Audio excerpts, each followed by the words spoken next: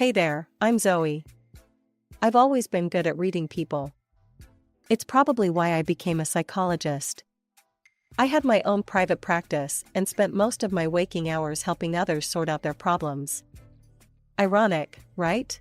Considering what happened later. Anyway, there I was, approaching my late 30s, when it hit me like a ton of bricks. I wanted a family. Crazy how that sneaks up on you.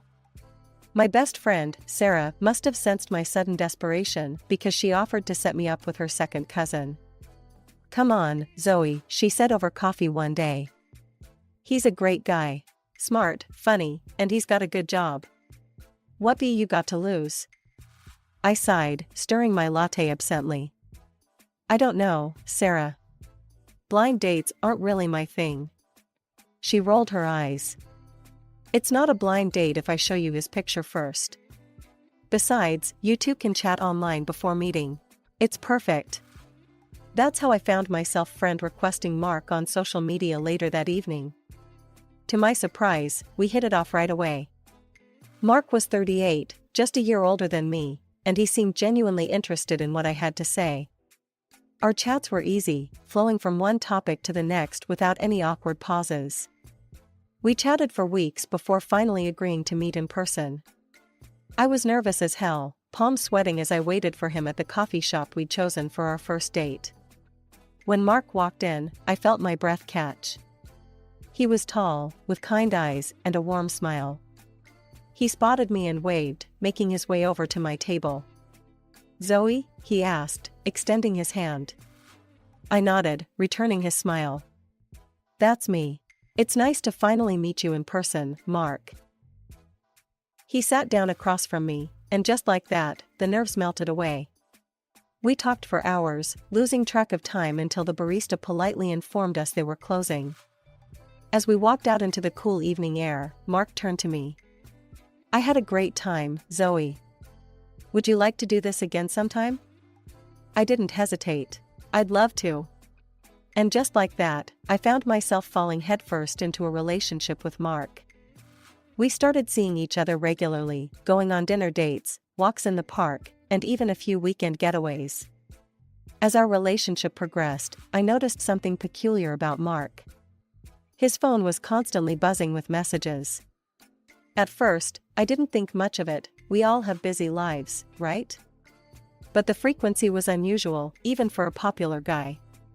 One night, as we lay in bed after a nice dinner, his phone lit up for what felt like the 100th time. I couldn't help myself. "Busy night, huh?" I asked, trying to keep my tone light.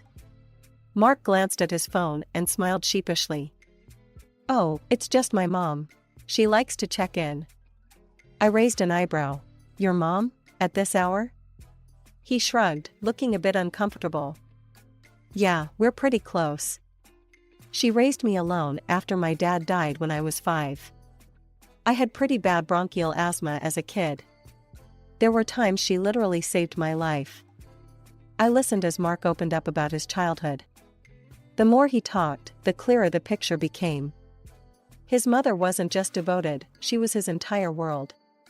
"Sounds like you two have a special bond," I said, choosing my words carefully. Mark nodded enthusiastically. "We do. I owe her everything."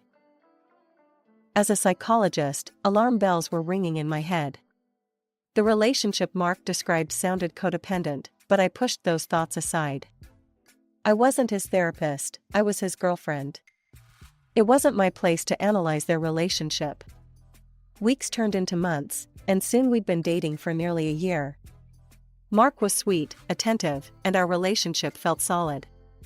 But there was always this nagging feeling in the back of my mind about his relationship with his mother. One day, as we were having lunch at my place, Mark suddenly looked nervous. "Zoey," he began, fidgeting with his napkin. "I'd like you to meet my mom. I think you'll really like her. She's excited to meet you too." The next weekend, I found myself standing outside a modest 2-story house, my palms sweating. Mark squeezed my hand reassuringly as he rang the doorbell. The door swung open, revealing a petite woman with graying hair and Mark's kind eyes. She smiled warmly at us. You must be Zoey, she said, pulling me into an unexpected hug. I'm Helen. Come in, come in. As we settled in the living room, I couldn't help but notice how Helen's eyes never left Mark. She fussed over him, asking if he wanted a drink or a snack, completely ignoring my presence. I watched their interaction, feeling more like an observer than a participant. Helen dominated the conversation, constantly bringing up stories from Mark's childhood or fretting over his health. As we left a few hours later, I felt drained. Mark, on the other hand, seemed oblivious to the awkwardness. So, what did you think? He asked eagerly as we drove away. I hesitated, choosing my words carefully. Your mom clearly loves you very much. Mark beamed. She's great, isn't she? I knew you'd like her. I forced a smile, not having the heart to burst his bubble. But as we drove back to my place, I couldn't shake the feeling that I'd just witnessed something far more complex than a mother's love.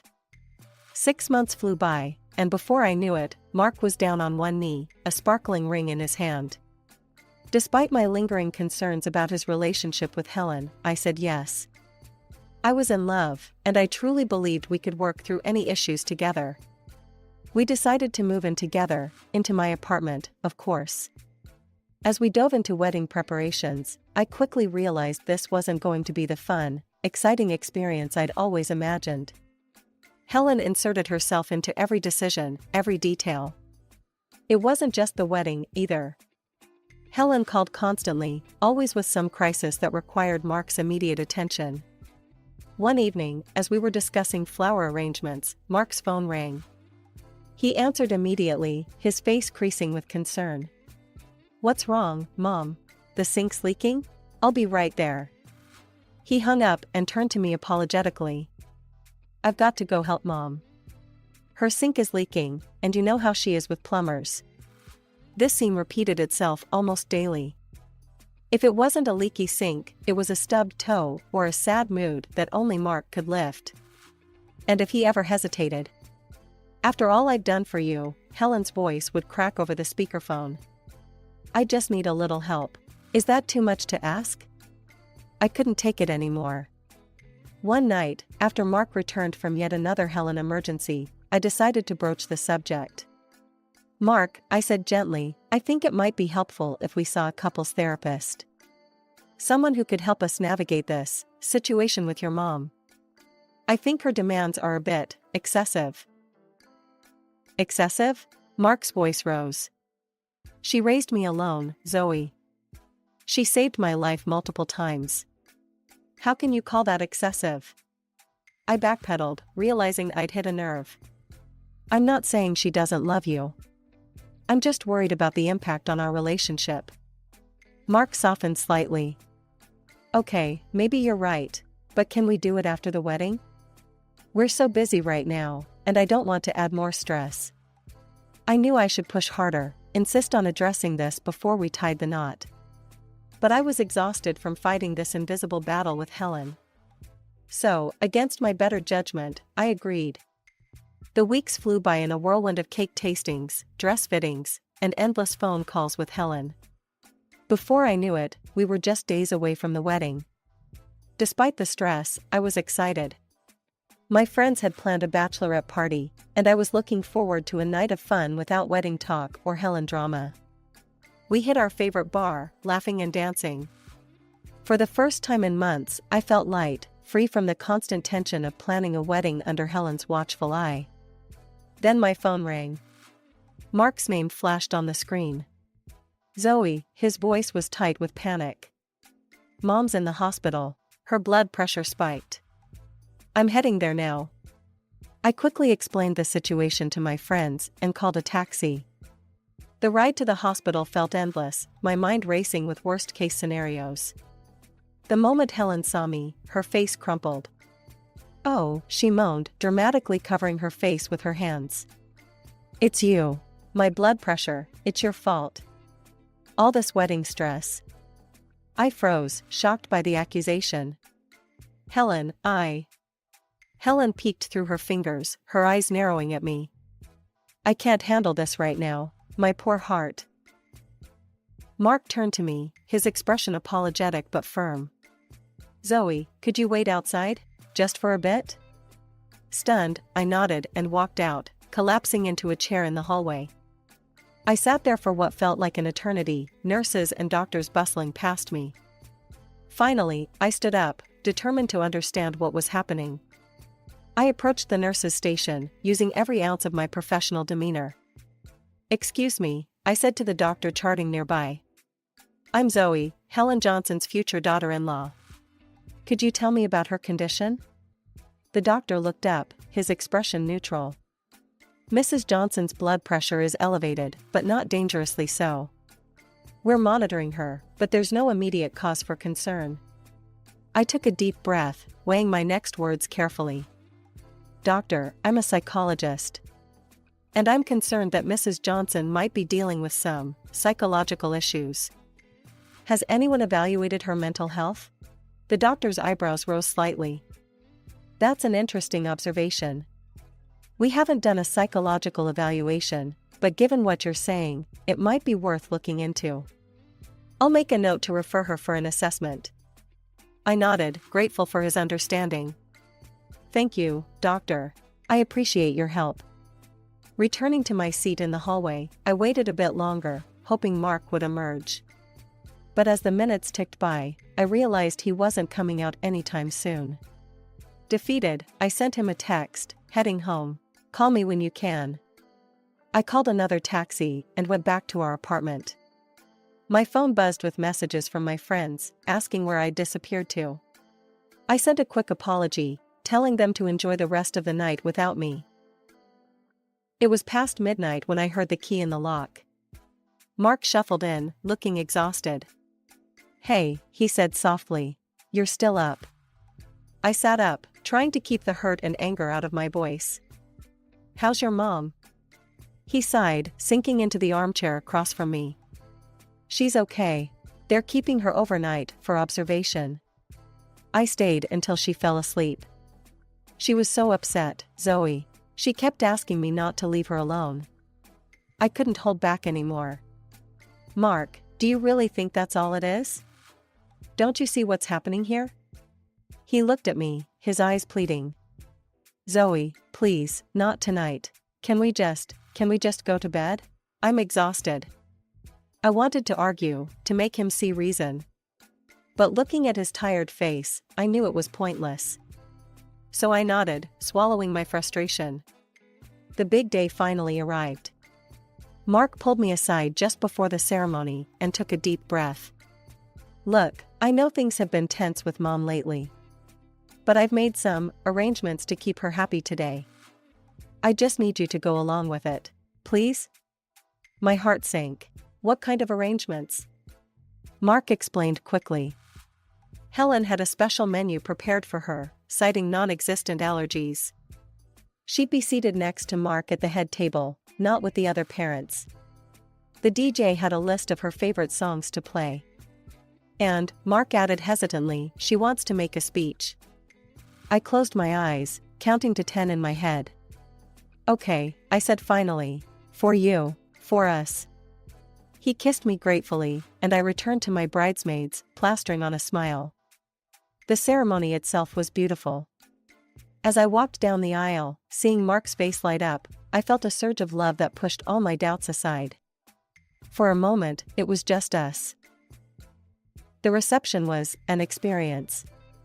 True to Mark's word, Helen held court at our table, regaling everyone with stories of Mark's childhood. She barely acknowledged my presence, except to occasionally pat my hand condescendingly. When it came time for speeches, I watched in horror as Helen tottered up to the microphone, wine glass in hand. My dear friends and family, she began, her voice wavering. We're here to celebrate my only son's wedding day. She went on for what felt like hours, talking about Mark's childhood, his accomplishments, and how she'd sacrificed everything for him. I was mentioned exactly once, as an afterthought. As she finally wrapped up, Helen raised her glass. To my son, and his wife. May they be as happy as Mark and I have always been.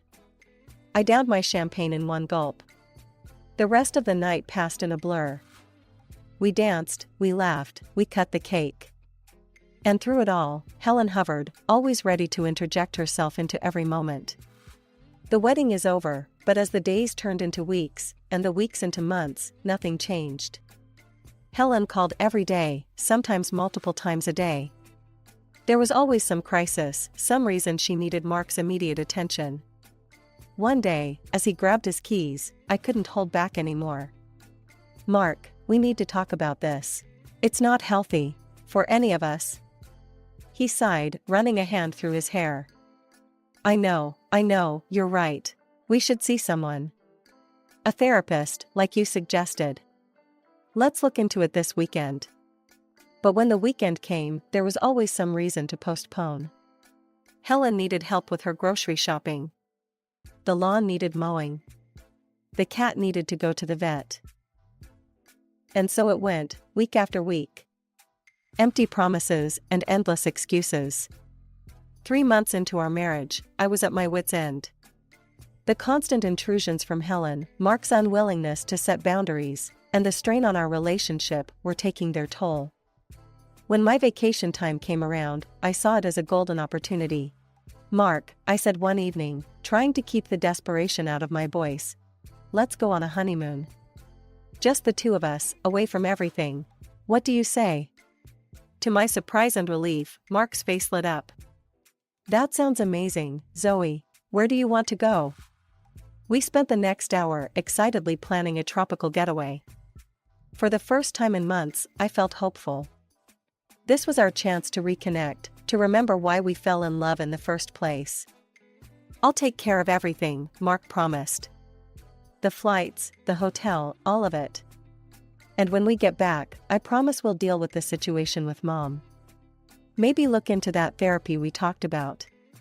The day of our departure arrived, and I was practically bouncing with excitement as we drove to the airport. Mark seemed a bit distracted, but I chalked it up to pre-flight jitters. As we approached the check-in counter, Mark handed me my boarding pass. I glanced at it, then did a double take. "Economy?" I asked, confused. "I thought we were flying together." Mark shifted uncomfortably. "Yeah, about that. I had some credit card bonuses I could use, but there was only enough for one first-class ticket. I figured since I'm taller, it made sense for me to take it. It'll save us money overall." I stared at him, hurt and bewildered. "But, it's our honeymoon. Couldn't we have both flown economy and sat together?" "Come on, Zoey," he said, a hint of irritation in his voice. "Don't make a big deal out of this. It's just a few hours." Swallowing my disappointment, I tried one last time. "Okay, well, can I at least come to the first-class lounge with you before the flight? We could pay extra." "No," Mark cut me off quickly. "The ticket's in my name. They won't let you in." "Look, I've got to go check in. I'll see you on the other side, okay?" Before I could respond, he was gone, wheeling his suitcase towards the first-class check-in. Feeling deflated, I made my way through security and to the regular boarding lounge. As I sat there, trying to salvage my excitement for the trip, a familiar figure caught my eye. There, just outside the first-class lounge, I saw a flash of graying hair and a floral dress that looked suspiciously like something Helen would wear. My heart started racing. Was I imagining things? Had the stress of the past few months finally made me paranoid?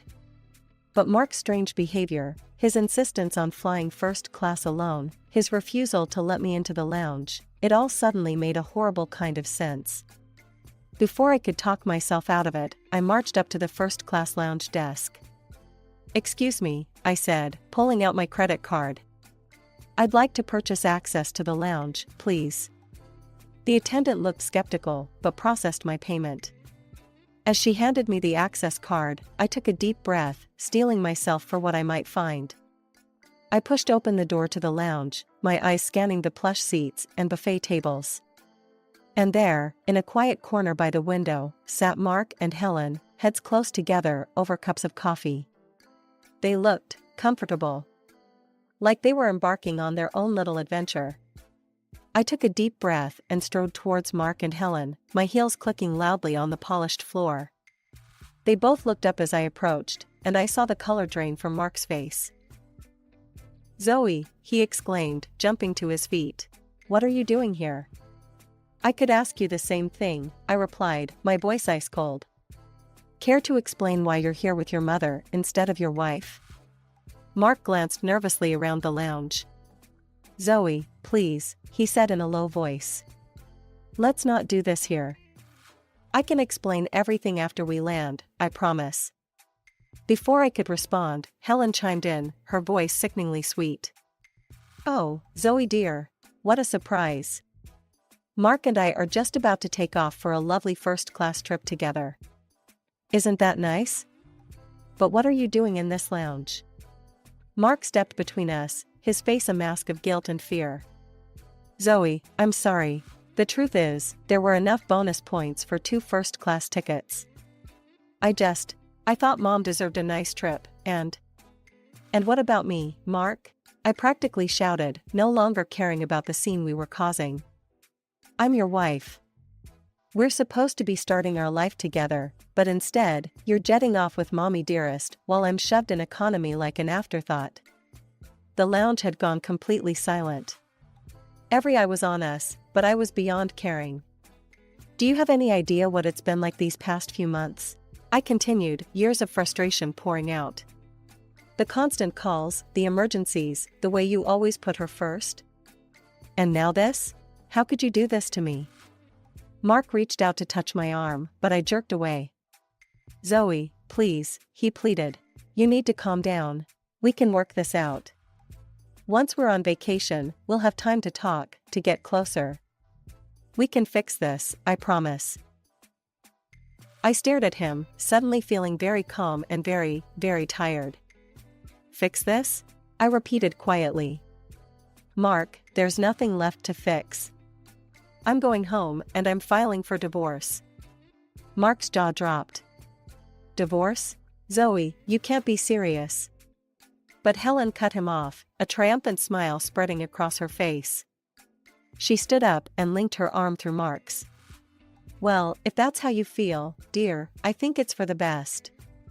Come along, Mark. We don't want to miss our flight." I watched in stunned silence as Helen led Mark away. He looked back at me once, his expression a mix of regret and relief, before they disappeared through the boarding gate. For a moment, I just stood there, feeling the weight of dozens of curious stares. Then, without a word, I turned on my heel and walked out of the lounge. As I made my way through the airport, my mind was oddly blank. I should have been crying, screaming, feeling something. But all I felt was a strange sense of liberation. I spent the next few hours gathering Mark's belongings. Clothes, books, the silly knickknacks his mother always bought him. I packed it all up methodically, my mind oddly calm. When I was done, I called a courier service and had everything sent to a nearby storage facility.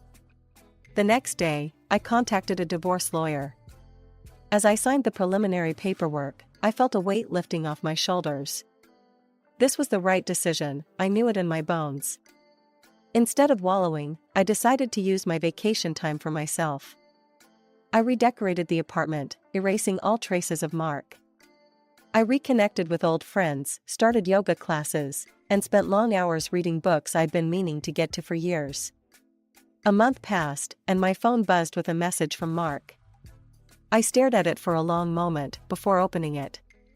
"Zoey, please, can we talk?" I typed out a brief response. "Storage facility number 247. Access code 8891. Your things are there. Divorce papers have been sent to your mother's address.